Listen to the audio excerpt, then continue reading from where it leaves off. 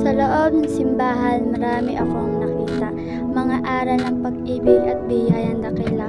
Ngunit kasabay ng sayay, may mga pagsubok din, mga luha at sugat na hindi madaig ng alisin.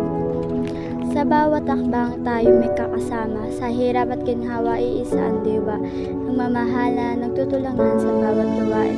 Pag-ibig ng Diyos ang ating gabay at layunin. Kapag may naglulumbay, agad na inaalagaan. Kapag may nanghihina, sama-sama pinalakasan. Walang iniwan, walang nag-iisa, sapagkat ang kapatiran ay biyayang mula kay Jesus. Hindi hadlang ang pagsubok na dumarating, paskos lalo tayong pinatitibay sa pananalig. Magkahawak kamay sa landas na tinahak hanggang sa dulo sa Diyos ang sama-sama lumalakad. Ay gandang pagbasta ng pusong kakaisa, naglilingkod na tapat at may tunay na pag-asa.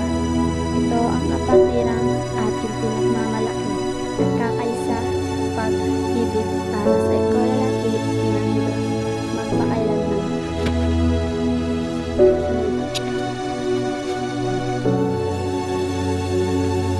Hindi nasusukat ang tunay na kapatiran sa dami ng tao o sa tagal ng samahan, kundi sa pag-ibig na handang magpatawad at puso namin umunawa sa bawat isa.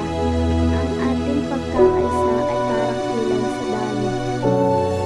Ang patunay na pag-ibig ay hindi nagwawagi. Ito'y biyayang mula sa ating Panginoon na siyang buklod ng bawat relasyon. Kaya habang tayo magkakasama, patuloy natin iingatan ang ating samahan, nagmamahal, magtutulungan at manalig tapat, anuman ang unos na ating haharapin.